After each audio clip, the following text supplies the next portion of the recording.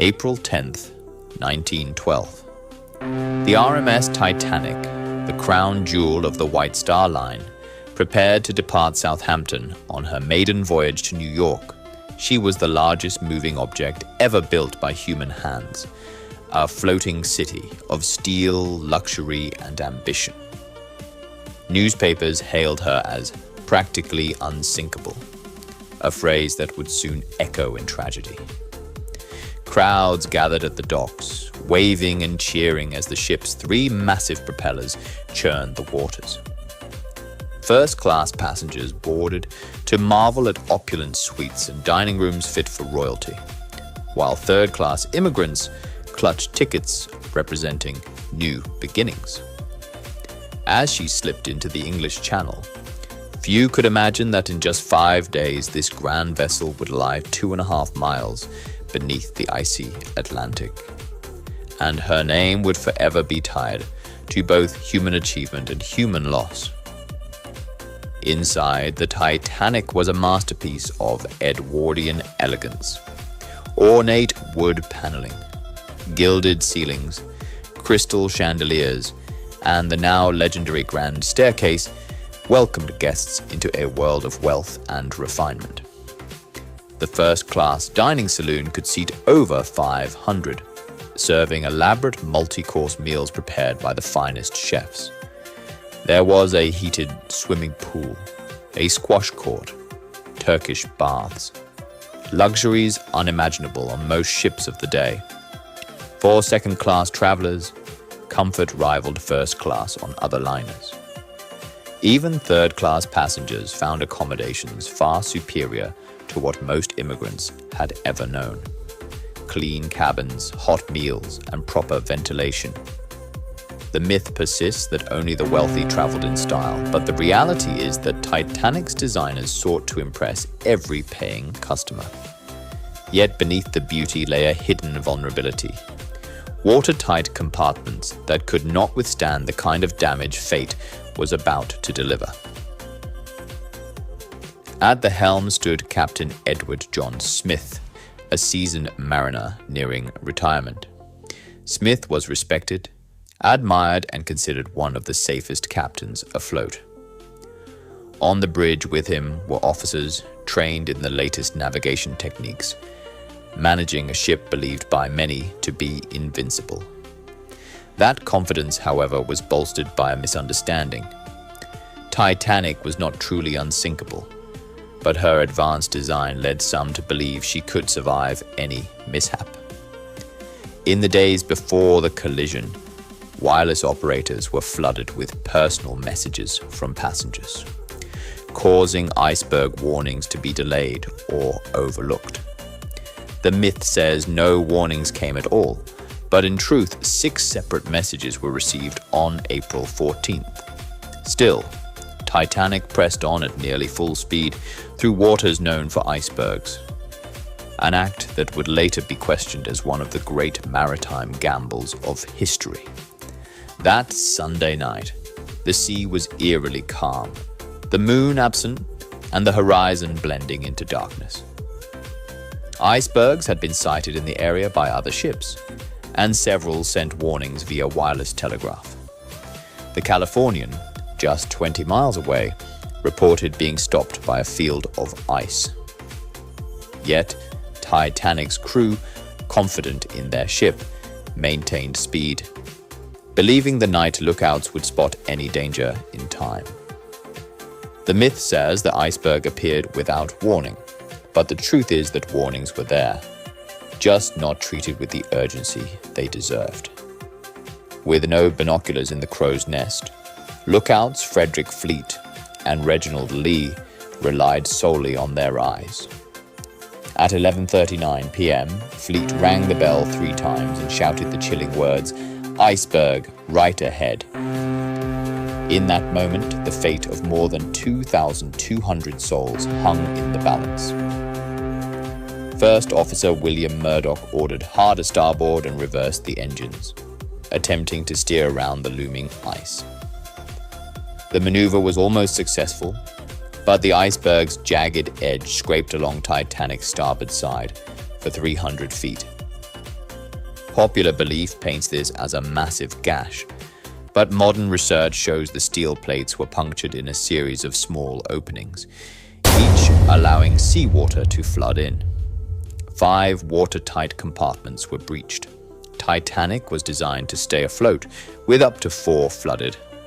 5 sealed her fate. Passengers barely noticed the impact. Some described it as a faint vibration, others as a muffled bump. But deep within the bowels of the ship, engineers heard the rush of water and realized instantly that this unsinkable giant had been mortally wounded. In the immediate aftermath, Captain Smith summoned shipbuilder Thomas Andrews to assess the situation. Andrews' inspection revealed the grim truth. Titanic had less than 2 hours to live. The myth says panic erupted instantly, but in reality, most passengers remained calm, unaware of the severity. Stewards reassured them it was just a precaution, while the band continued to play cheerful tunes in the first-class lounge. Below deck, firemen and stokers waded through rising water, desperately trying to keep the boilers running so electricity and pumps could operate. The reality was a slow, creeping disaster, one that trapped hundreds in the lower decks before the seriousness of the situation was even announced. It was not chaos from the start. It was denial that gave way to dread. Titanic carried only 20 lifeboats, enough for about half the people on board. Regulations at the time based lifeboat numbers on ship tonnage, not passenger capacity. The myth says lifeboats were filled to capacity. The reality is far more heartbreaking. Many were launched half empty, as passengers hesitated to leave the seemingly safe ship for the dark, icy sea. Crew members, unfamiliar with lifeboat drills, were hesitant to overload them. In one of the earliest boats lowered, only 28 people occupied space for 65. As water climbed higher, the urgency became clear. But by then, many lifeboats had already rowed away, leaving desperate souls behind. The tragedy was not only the shortage of boats, but the failure to use them to their fullest. Amid the growing desperation, one of Titanic's most enduring stories unfolded. The ship's band, led by Wallace Hartley, continued to play. Survivors recalled hearing hymns and waltzes drifting across the decks, bringing a strange calm to the night. The myth says they played "Nearer, My God, to Thee" as the final tune. While some survivors swore it was true, others remembered different songs. The reality is we may never know the last melody, but their courage is unquestioned. They played until the end, refusing spots in lifeboats, their music a final act of grace in the face of terror. Their legacy lives on as one of the most human and haunting moments of the disaster. As the bow plunged beneath the waves, the stern rose high into the air, tilting the ship at a terrifying angle. The myth once claimed Titanic sank in one piece, but the discovery of her wreck in 1985 revealed she broke apart before disappearing into the deep. People clung to railings.